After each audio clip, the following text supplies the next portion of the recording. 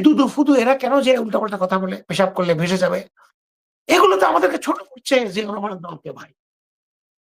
একজনে যেয়ে বলল যে লিখন মনি ধাওয়া দিলে কাউকে পাওয়া যাবে না। তখন কথা শুরু হয়ে গেল। গত ১৫ বছর ধাওয়া দেননি কেন? বালুর ট্রাক সরাইতে পারেন না আপনারা। তো কে শুরু করলো জিনিসটা? আমি ধাক্কা দিয়ে পায়ে পড়ে কেন ঝগড়া করব? ফজলুর রহমান টাইপের যেগুলো আছে, আওয়ামী দালাল, এগুলোতে বিএনপির ধর্ম নেই। রুহিন ফারহানার ভারতে যাওয়া যেয়ে কথা বলা, ভারতের টিভিতে। আমি জানি না চেয়ারপারসন তাকে অনুমোদন দিয়েছেন কিনা। যদি না দিয়ে থাকেন তাকে অবিলম্বে শোকজ করা হোক। এবং সেখানে যে বক্তব্যগুলো দিয়েছে, এগুলো কি বিএনপির বক্তব্য নাকি তার ব্যক্তিগত বক্তব্য? আমি তো ব্যক্তিগত বক্তব্য মানতে পারছি না। একটু বিশেষ একটা আলোচনা করতে চাই যে আমেরিকা বরাবরই ইউনাইটেড স্টেটস ভারতের খুব মিত্র এবং ভারতের চোখে বাংলাদেশকে দেখত। বা এখনো দেখে কিনা জানি না, আগে দেখতো কিছুদিন আগে পর্যন্ত। তাই ভারতের সমস্ত কার্যকলাপ বাংলাদেশের যে হেজিমনি, ভারতের আধিপত্য এটা আমেরিকার গোচরে হয়েছে। আমেরিকার অজানা হয়নি। কিন্তু এখন বর্তমানে গত ১০ মাসে পরিস্থিতি একটু ভিন্ন। কেন? কারণ প্রফেসর ইউনূসকে ভারত সহ্যই করতে পারছে না। প্রফেসর ইউনূসের তার ব্যক্তিত্ব, তার বিশ্বব্যাপী সুখ্যাতি, নোবেল প্রাইজ ইত্যাদি, তার গ্রামীণ ব্যাংকের সুখ্যাতি, এসব ব্যাপার নিয়ে ভারত তাকে সহ্য করতে পারছে না। ভারত চাচ্ছে পলিটিক্যাল শক্তি আসুক। আওয়ামী লীগ তো আসতে পারবে না, বিএনপি আসুক, তার সাথে ডিল করতে সুবিধা হয়। কারণ পলিটিক্যাল লোকজনের সাথে পলিটিক্যাল লোকজন ডিল করতে সুবিধা হয়। মিথ্যা কথাটা উল্টা-সিধা বলা যায়। প্রফেসর ইউনূস তো আর পলিটিশিয়ান না। উনি তো সোজা সরল কথাবার্তা বলবে, আমরা যেভাবে বলি, যেটা দেখে এটাই বলবেন। তো সেই কারণে এখন আমেরিকা একটু টেকনিক্যালি, কারণ যেহেতু আমেরিকাতে প্রফেসর ইউনূস খুব জনপ্রিয় তাদের ল মেকারদের মধ্যে, তাদের সিনেট সদস্য, তাদের বিভিন্ন বড় প্রশাসনের লোক তারা প্রফেসর ইউনূসকে পছন্দ করে। তাকে সমর্থন করতে চায়। এই কারণে ভারতের সাথে এই ব্যাপারটা নিয়ে একটু বেকায়দা অবস্থা বোধহয় আছে বলে আমার মনে হয়। কারণ ভারত তো চাচ্ছে না প্রফেসর ইউনূস থাকুক। দেখেন এই প্রসঙ্গে আমি আমাদের শেরে বাংলা একে ফজলুল হক, সবাই ওনাকে চিনেন। আমাদের বাংলাদেশের একজন অবিস্মৃত নেতা ছিলেন। উনি একবার বলেছিলেন যে, "কলকাতার দাদাবাবুরা যদি আমাকে প্রশংসা করে", উনি তখন মুখ্যমন্ত্রী ছিলেন। অবিভক্ত আপনার বঙ্গের।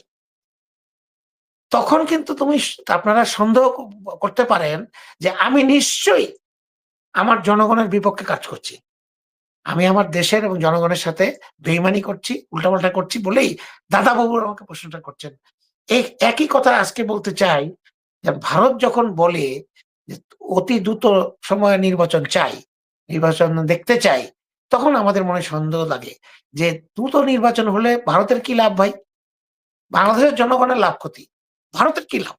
কারণ ভারত একটা পলিটিক্যাল গভর্নমেন্ট, শোনা যায় যেটা, সেটাও সত্য হতে পারে। বিএনপির সাথে একটা বোঝাপড়া হয়েছে।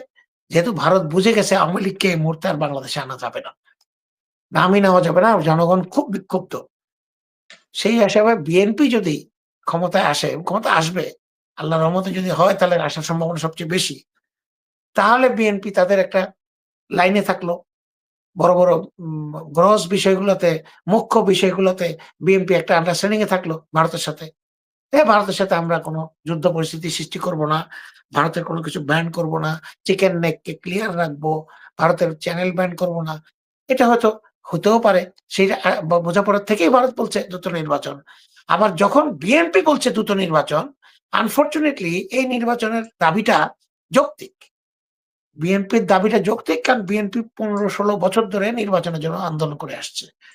আনফরচুনেটলি যেহেতু ভারত বলছে, বিএনপির কথাটা ভারতের সাথে ঢুকে যাচ্ছে। আপনি একটা কথা বললেন, আমি আপনার কথা আরেক জায়গা থেকে বললাম। কিন্তু আমি আপনাকে চিনিই না। এটাও তো হতে পারে। আমরা কেন কনক্লুশন ড্র করছি যে ভারত আর বিএনপি একই সুরে কথা বলছে? না, ভারতের উদ্দেশ্য এক, বিএনপির উদ্দেশ্য আরেক। ভারত বলছে তাদের স্বার্থে, আর বিএনপি বলছে জনগণের স্বার্থে।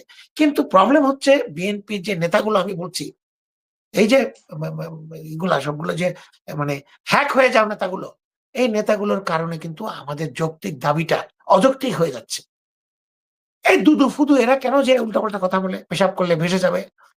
এগুলো তো আমাদেরকে ছোট করছে জিয়াউর রহমানের দলকে ভাই। একজনে যেয়ে বলল যে লিখন মনি ধাওয়া দিলে কাউকে পাওয়া যাবে না। তখন কথা শুরু হয়ে গেল। গত ১৫ বছর ধাওয়া দেননি কেন? বালুর ট্রাক সরাইতে পারেন না আপনারা। তো কে শুরু করলো জিনিসটা?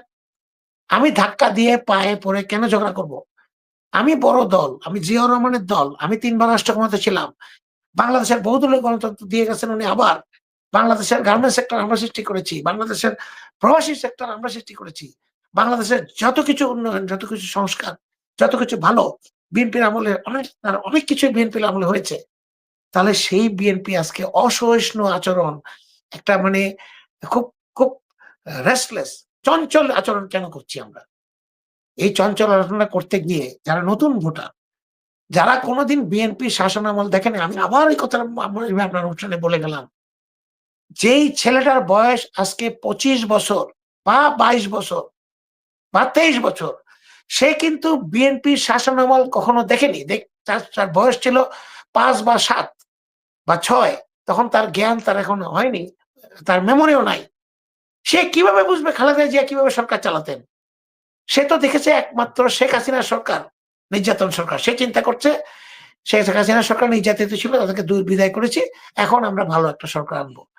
আমরা বিএনপির নেতাকর্মীরা বলছি আমরা আমাদের বিএনপি খুব ভালো। ওরা তো জানে না। আমরা তো ওদেরকে জানাচ্ছি না। আমরা ওদেরকে দূর করে দিচ্ছি। কেন এনসিপি কে আমাদের সাথে আমরা আনতে পারি না? আসেন আপনারা আমাদের সাথে জোটে ইলেকশন করেন। আমরা শিখাবো আপনাদেরকে কিভাবে ইলেকশন করতে হয়। দেন ওদেরকে ৫০ টা সিট ভাই, ২০ টা সিট। ১ বছর করলেন, ২২ বছরে কিভাবে সরকার চালাবে? আরে ভাই ২২ বছরের, ২০ বছরের, ১৫ বছরের ছেলেরা তো ভাই সরকার চালানোর জন্য আন্দোলন করেনি। তারা হাসিনাকে বিতাড়ন করেছে, আমাদেরকে দেশে যাওয়ার সুযোগ দিয়েছে, আমাদেরকে বাংলাদেশকে ফিরে পেতে সাহায্য করেছে। তাদেরকে তাচ্ছিল্য কেন করছি আমরা? কোন ২২ বছরের ছেলে বলেছে এসে ভাই আমাকে আপনি মিনিস্টার বানান? এটা তো অবস্থার পরিপ্রেক্ষিতে ছাত্র প্রতিনিধিদেরকে কয়েকজনকে উপদেষ্টা অস্থায়ী দেওয়া হয়েছিল। এর মধ্যে বোধহয় ২ জন অলরেডি চলে গেছে আর ২ জন আছে। বাংলাদেশে কি ভাই আর লোক নাই? ৩ জনকে দেওয়া হয়েছিল, ৩ জনকে দেওয়া হয়েছিল, ১ জন চলে গেছেন, ২ জন আছে। ২ জন আছে আচ্ছা বড় একজন। আর ২ জন বা বোধহয় ইয়ে। তো এইটা আমাদেরকে বুঝতে হবে। আর ১ম কথা আমাদেরকে কাউকে অপমানজনক কথাবার্তা বলা উচিত না। যত বড় আপনি হবেন তত বিনয়ী আপনাকে হতে হবে। আমি যত বড় তত বিনয়ী হতে হবে আমাকে। আমার শক্তির প্রকাশ, আমার সামর্থ্যের প্রকাশ আমাকে বলে করতে হবে না। এটা জনগণ দেখে বুঝবে, আমার কাজে বুঝবে। প্লিজ আমি সবাইকে বিএনপি নেতাদেরকে বলব, লাগামহীন কথাবার্তা বন্ধ করেন।